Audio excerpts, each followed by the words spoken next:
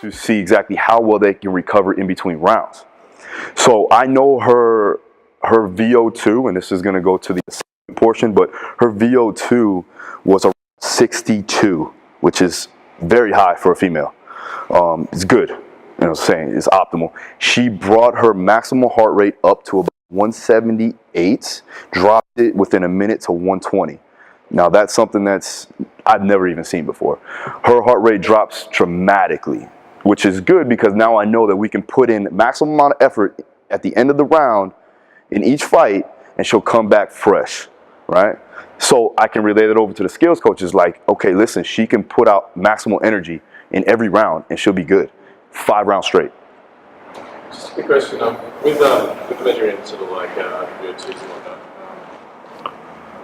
obviously it feels like Daru and Daru like idea about where you get to max is based on sort of like where your heart rate is when you're doing the long runs or sort of heart rate touch training. For you as a coach, like with your athletes, how big of a change have you actually seen in VO2 max, like from like when you started coaching them, or from camp to camp? Yeah. Oh my man, thank you. Like, I mean, a lot of what they say is like, VO2 is like a lot of it is genetic, but how much have you seen that actually change? It's subjective, like I said. I mean, I have seen an increase, but most of the guys do have a solid VO2 max just from the training that they've done from skills training. They come from that type of background where they have a solid VO2 max. I don't use it as an indicator of progression. I use it to actually see what we run off as far as substrates, and then also, how well they can recover in between rounds. That's really what I do. And then another thing, psychologically, if they get a good reading, which I know they probably will, I can tell them, man, you're in fucking phenomenal shape. And what that does for them, and that helps boost their morale. That helps boost their confidence. Like I said, 90% of this shit is, psychological. So don't really use it like a pace marker. Because the reason why is because they're running on a treadmill or they're doing a bike, right? So I can only utilize that from a fitness perspective, not from a practical performance perspective. You know what I'm saying? Unless you're doing a lot of running, you have that long-term time. Not a track athlete, that'd be perfect. You know what I'm saying? The thing with track, and what I like about track and what I like about weightlifting is the numbers don't lie in that. But we are so new in testing and data release that we don't know exactly, and we've been talking about this now, we don't know what indication shows how well that transfers over into the sport. How well is VO2 really going to show me how well they can perform in MMA type movements or combat sport type movements, right? How well can a bench press, just for instance, max bench press go into how well you can knock somebody out? What's the rate of that? Because it's different. There's no real ramifications. You can do we're trying to do these things with velocity profiling and things like that. But how well does that really correlate or transfer over into the sporting realm? We're still in the baseline of that. I guess like for me, like what they did is insane. Rigorous is control. So like, yeah. If you have that idea there, do you have many guys that you have doing longer running, like long cardio runs as well? Yeah. Yeah. Cool. Yeah, definitely. So, well, see, like if they have a shitty VO2, obviously then we are going to be working on aerobic capacity and bringing up that VO2 max outside of camp, right? But what that does, and everything coexists, right? I don't like to talk about training energy systems because at the end of the day, it's all physiology encompassed, right? So we're training everything to help bring everything up, bring your physiology up. So I've never actually said that specifically mean like training to bring up the VO2 max. Yeah. It's concurrent with it, so it's just really interesting to see like somebody's worked with so many high level athletes, you can actually see a big change within VO2 because I don't really see too much of a jump. Yeah. If they've got themselves plugged into their Garmin's or it's hard I'm going to be honest, it's hard to have an increase in VO2 while you're training so many different aerobic demands throughout that camp. right? So it really depends on the person, but I have seen some increases if we have a solid 12-week camp to go through. But some of them have 4 weeks, and how can we measure that in 4 weeks? You see what I'm saying? Or how can we measure total increases in 4 weeks? We don't have enough time. Okay, but I mean, if I had a controlled study, yeah, you know, we've had it as far as 12-week camps. I've seen an increase for sure. Yeah, and that's just because we worked at the aerobic demands that were needed to bring up the VO2. You know what I mean? Next up. We good? All right, let's go. Let's keep it rolling. Okay, so program development for performance, for MMA performance, develop a solid base of aerobic and strength before camp begins, and that's that GPP, or general physical preparedness. Now, this is a general approach. Okay, so this isn't subjective at all. This is something that, you know, if you had an amateur fighter or something like that, and they needed that general physical preparedness, they needed that solid aerobic base, they needed to build some intermuscular coordination, this is what we would primarily want to work for right there. Okay, in camp, we want to take into account scheduling and skills practice like we talked about. Okay, once camp begins, decide what periodization model will fit the needs of the fighter and the situation. So exactly like I said, that comes with the indication and what we did as far as the assessment goes. And then we want to coordinate the energy demands to properly progress the fighter per microcycle throughout the entire camp. So this goes into phase 1, phase 2 situations, where in phase 1 we want to make sure that we're working on anaerobic threshold. And then once we get closer to the fight, I want to eliminate as much lactic acid as possible. So we're not going to work in that lactate state. We're actually going to be working alactic, because they're getting a ton of skills training in wrestling and grappling that's highly lactic based. So I'm trying to minimize fatigue by doing anaerobic alactic work closer to the fight. That makes sense? I'm telling you from experience that I know when skills coaches, once you get closer to the fight, they're going to start to try to ramp up their intensities in their training, right? Ramp up grappling, ramp up BJJ, ramp up all these highly lactic methods of training, right? So for me, I have to make sure that I back that off, and we work on the other modalities that are going to make them better inside the fight. Okay? Good. Okay, so important factors for programming. So specificity is going to be the most important from a hierarchy standpoint. How well the training can transfer into the sport. Now, I know a lot of guys, and this is like something that I fucking can't stand, is watching guys throw punches, dumbbells in their hands, and weighted kicks and things like that. That's not what I'm talking about when I'm talking about specificity. Okay, what I'm talking about is the proper aerobic demands of the sport, and understanding transferability from muscle that's being worked inside a movement pattern that throws a kick, things like that. We're working the muscles and the movements that transfer over into the sport, not the movement itself. That makes sense? Not a jab, not, because when you throw, let's say if I had a dumbbell and now I'm going to go on a rant. Let me calm down. I regress. But when you throw in dumbbells in hands, as I go to throw a punch with the dumbbell, where does the force production go down at? It's coming down every time I throw the punch. So what is that making me do? That's changing the biomechanics of my punch.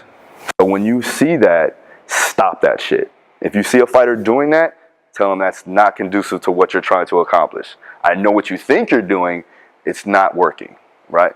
You're actually negatively affecting the biomechanics of their technical work. We don't want that, plus joint shearing and other things like that when it comes down to keeping them safe. I always hear this about dumbbells and punching, like every strength conditioning coach that because fighters always like this, guys get put out there using dumbbells, it's just a little stupid. I always wonder, like, in the way like they apply, you know, if you're trying like ballistically, you're throwing ballistic punches and you're actually trying to throw it fast. But do you ever see anyone that just sort of actually just walks through the process of just slow type of conditioning work and like very like slow tempo? Where's the force? Where's the tension coming down at though? It's coming down vertically, right? So what's that automatically making you do after you throw the punch? It's negatively affecting the biomechanics, right? So as I throw a punch, I'm dropping my hands. You see what I'm saying? What I mean is you're not actually throwing a punch, you're just sort of like doing like a 1 kg dumbbell, Mm-hmm. and then you straighten it out, and you bring it back to chin. Mm-hmm. You're kind of doing the opposing thing. Yeah, but you got to think of why you're doing that. Exactly, that's what I'm saying. Yeah, it all comes down to what and why. Like, what's the point of that?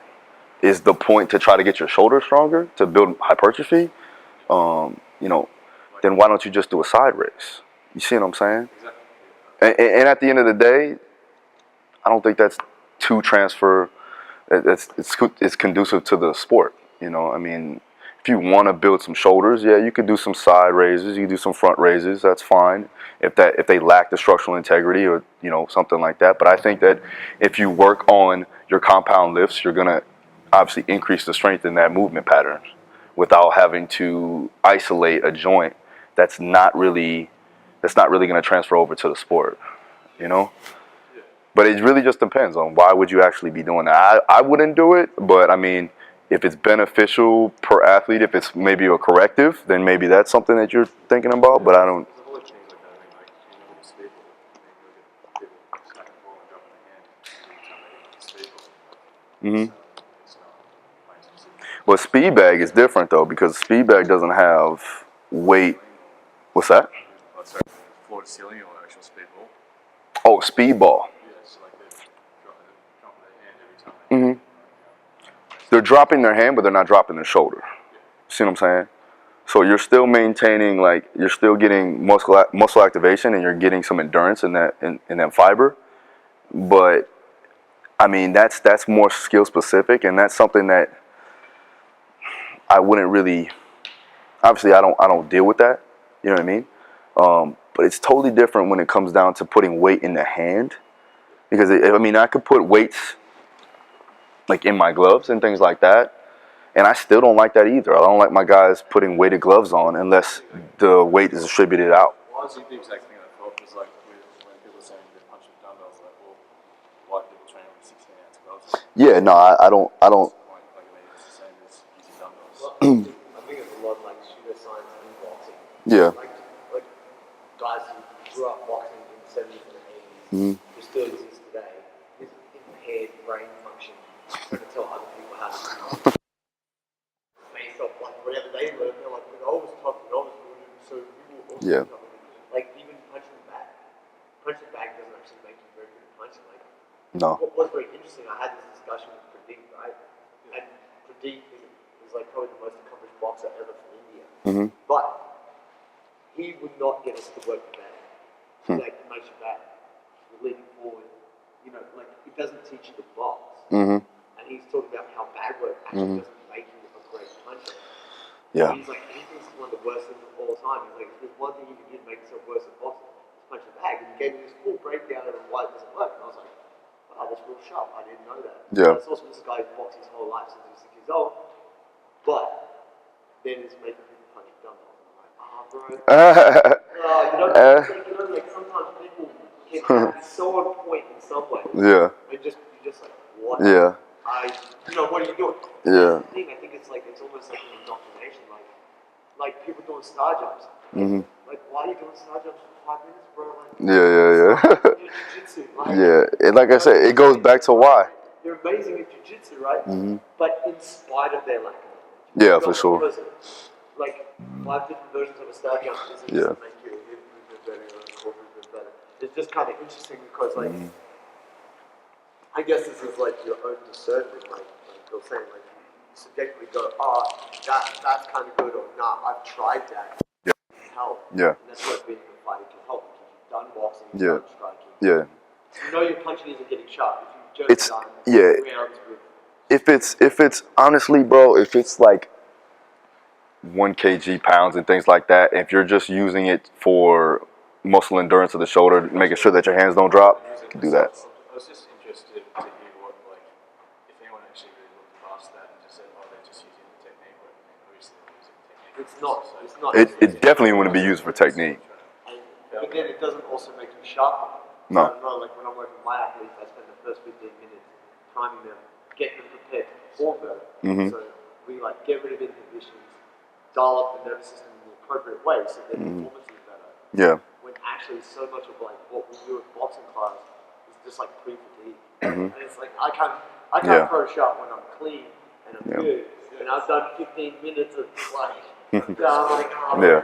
And then Pradeep's like, why are you not punch straight? Well, you're fucking tired, huh? Like, I mean, there are things I do when I coach that they might appear to be something completely different because I'm trying to achieve a different goal, because I'm trying to make them feel something or make them, it's like the old, say for example, in Russian kettlebell training, like trying to get someone to pat their shoulder and they're holding the kettlebell by the head, like, oh, let's just hold that there for like 10 minutes until you have to start pat your shoulder. Yeah. It's not the best way to do it, but Yeah. it's the job done sometimes. So, are you trying to say that, like, you just wanted to know exactly what was the cause of it, or? I just want to kind of like, I just see, obviously something that we see in our industry is that people shoot something down and then you might see someone doing one thing, but they might be able to apply it in a completely different way to someone else at like a different tempo. And they're like, I did that when I stopped boxing with a coach that he was like one of the first indigenous boxers to go to the Indies. Like a 1 kg dumbbell, like, I just do a bit of this and I just do You'll never see me do that shit either. But what I'm saying is that, like, yeah, it's context. You got to understand why you're doing that in the first place. If you're just doing it to think that you're doing it for punching power, then you're wrong.